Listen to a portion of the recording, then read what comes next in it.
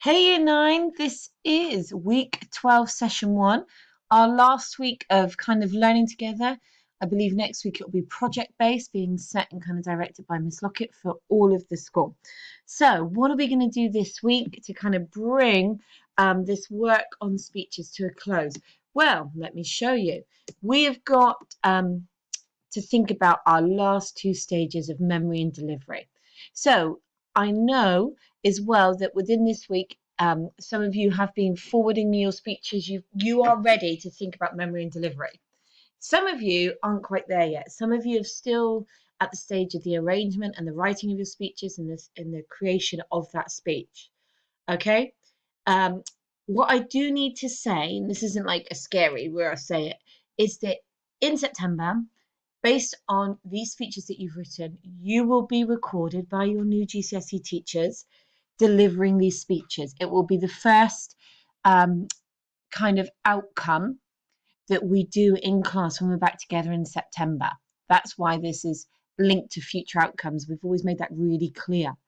So when you come back in September with your brilliant speeches that you've worked on so well this week, and this week you're going to work on in terms of memorizing and delivery, you're going to come back in September ready to be successful, ready to feel really good about yourselves, to be recorded, delivering a really powerful speech on a topic of your choice. And you're going to hit that kind of new normal, back to September, back to school with such a feeling of success and such a feeling that you've achieved something and you're really chuffed. If you come back in September though, and you've not done the speech, what do you think? Do you think it just disappears? Do you think we just say, that's okay, you don't need to do the speech? Miss Deutsch was lying, fibbing, tricking you all? No. We're going to have to create time and space in your day, not in your lesson, in your days, whether it's a break time or a lunchtime, to make sure, or extra homework, to make sure these speeches are ready for recording. So guys, all I'm really trying to say here is last push this week and next week, because you will have a bit of extra time even though you're doing the project work. Get your speeches done. I'm so impressed with the speeches I've seen. I'm so happy with the work people have been doing. But I would just like to gently say, if you've not done your speech, it needs to be done. Okay, so what you might want to do is just know that that outcome, that final written speech, is the primary purpose. This purpose here of memory and delivery, the purpose of these lessons, is in line with the outcomes. So when you deliver your speeches in class, your teacher will decide whether you would get a distinction, a merit, or a pass. So pass being the lowest kind of grade, the lowest marker of success, and merit being good, distinction being the best. So one of the ways in which the speeches can kind of suddenly fall into a pass or a merit zone, even though you might have worked really hard at the writing stage, is what we're going to look at this week, which is memory and delivery. Okay, so we're looking at memory and delivery this week. So what do we mean by speech, memory, and delivery? Well, the first thing we mean is that memory is what parts of my speech can I remember by heart? Which sometimes when I look at what people have been sending me, these beautiful pages of written speeches, might seem initially a bit scary. But pause and don't panic. What can I remember by heart? Now, the reason we need to think about the memorization of parts of our speeches is that when you simply read from a page, that's not delivering a speech. That's reading from a page. Okay, and as soon as you're reading from a page, your eyes go down, your voice changes, your delivery, we'll look at that in a minute, falters, and you cannot engage with your audience when you're reading from a book. So the thing we work on, okay, is that the speeches cannot be read simply from the page. We need to think about using notes, prompt cards, and time to practice to learn it so that you begin to get really good at memorizing your speech. Now, guys, I'm also really aware we're at the end of one lot of learning. The summer holiday kicks in. So whatever you try and memorize this week, you're right. You might be thinking, well, by the summer, by September, I'm going to have forgotten it no matter how hard I try this week. This week is about technique and introducing you to the skills. In September, you will be given a chance to practice and relearn parts of the speech. But if you leave it all to then, it's going to again put a lot more strain on your memory in September. Okay, so what can I remember by heart? But also then on the other side of memory is delivering.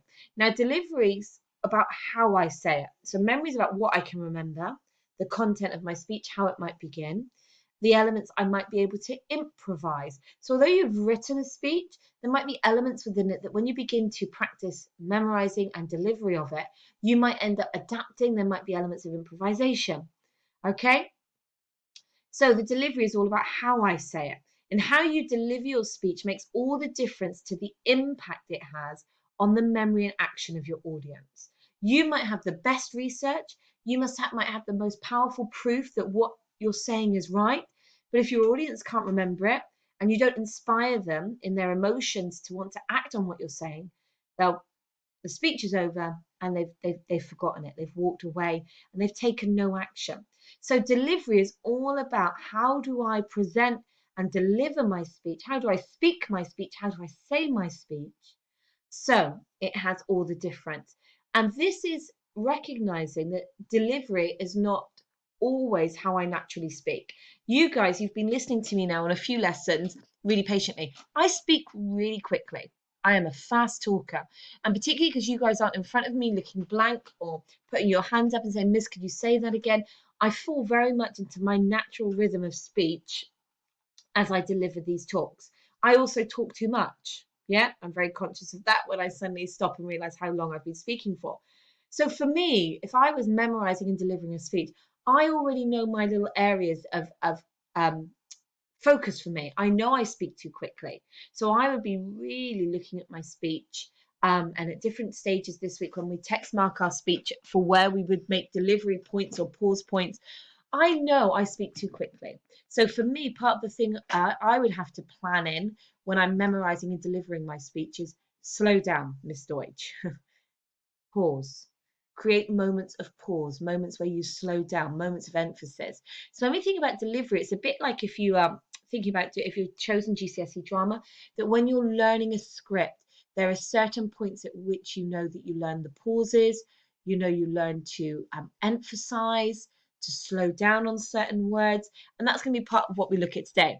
But sorry, that's what we're going to look at this week. But today, I want us to have a lesson where we look at some brilliant speeches. Now, we're going to use the 4 E's of persuasion today, okay, to look at 5 speeches. Okay, 2 of them are from films, and one is from one of my all-time favorite franchises of films. The other speech is from a film that has a really recognized speech in it that uses lots of rhetorical devices. And we're going to look at 3 speeches from real people. Now, where it says the 4 E's of persuasion, we're going to be looking at these speeches and think, are they engaging? Does this speech use language to bond with me? Education. Is it using language to prove you're right? So is it using that appeal to logos, our statistics, scientific research, anecdote, opinions from knowledgeable experts? Is it sharing experience for engagement, inclusive pronouns, direct address? Are they using some of these beautiful rhetorical devices that are about emphasis? Now, actually, when we look at rhetorical devices, they're also about memory.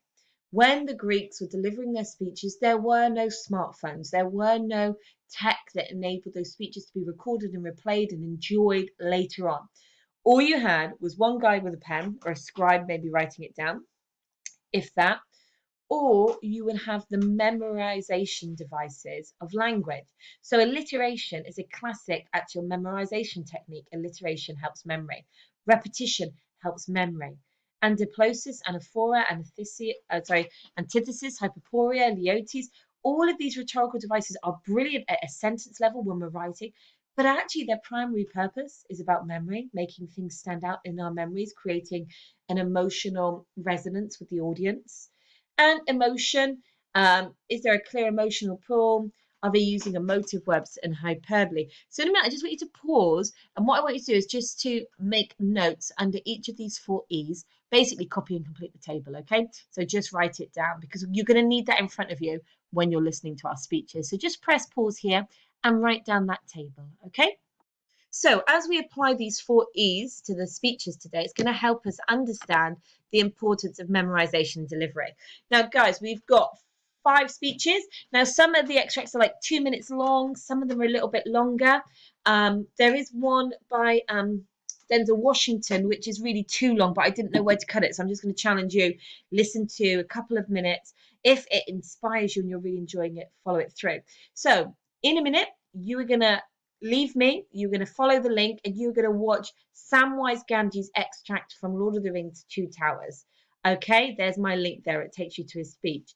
As you're watching it, if you look across the top here, you're going to look for those 4 E's of persuasion, and you're just going to make a few notes. So you're not going to use longer than the 2 minutes viewing time and a couple of minutes at the end, just to make some notes in terms of, oh yes, when he does something. So you might say, oh yes, he's using language here to make an emotional point. Oh yes, he's feeling this feels really emotional. Oh, how does he emphasize his key points? Does he speak louder? Does he speak quietly?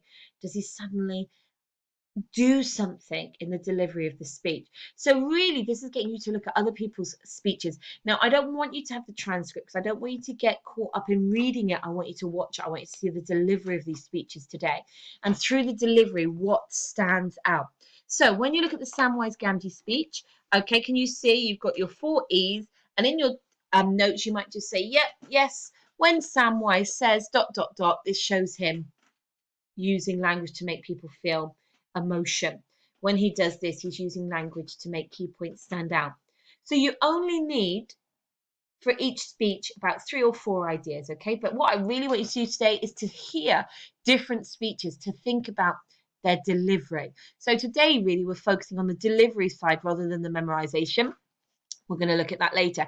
Today is about delivery, okay? So what is he doing, lovely little Samwise Gamgee, to deliver this speech in a powerful way? So just watch and enjoy it. Make a few notes under the E's. Does he use direct address? Does he use any statistics? Does he use a story? Is he using any alliteration? Is he using any anecdote?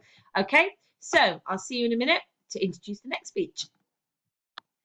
Okay, guys, now this is not a lesson where everything's about accountability, but I love that speech. Okay, this is one of my all-time favorite franchises of films, Lord of the Rings. I am that fantasist. I love this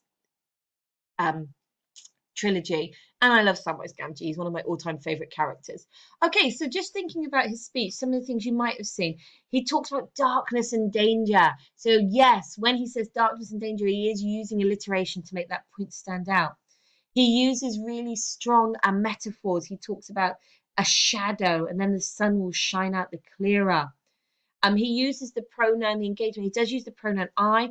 Now, because this is being delivered really in the world of the film to the character Frodo, he makes direct address to Frodo, who's a part of the audience. To him, he calls him Frodo. So, and he does this lovely kind of emotive delivery. You can see that he's sad, that he's weary, but he's trying to inspire his friend.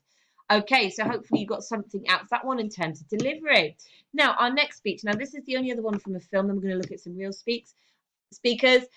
So it's the same process. We're going to look at this guy now. 5 points if you can spot the film or you know it already. This is the president from, do you know it? Independence Day. So this is another, it's only a couple of minutes speech that he's going to deliver. So again, same process. Watch it, think about his delivery. Now this one is a different emotive delivery. Samwise Gamgee's is much more kind of like broken yet honest. He's sad, he's weary, and that comes through in his delivery. So the emotion drives the delivery. Now that's going to be important because you might be thinking in your speech in this moment, if you remember when we did the falling action, we want to be more hopeful and optimistic. So we might want to change our tone when we're being hopeful and optimistic.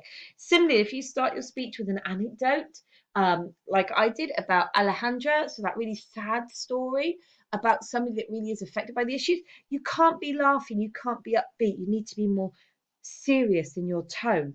So let's see, watch this one and then decide yes, when. So we're not thinking about what he doesn't do, we're just picking out a few things he does do. So yes, he uses this area of language here to create emotion. Yes, he uses quotes here. So off you go, watch this speech, enjoy it. Okay, and record your 4 examples for this, record your examples for this speech.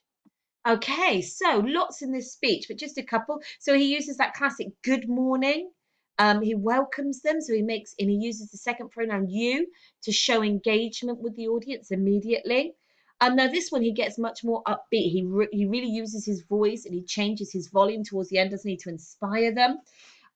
He does use We will be united. We will be united. So for emphasis, he's using anaphora. Brilliant.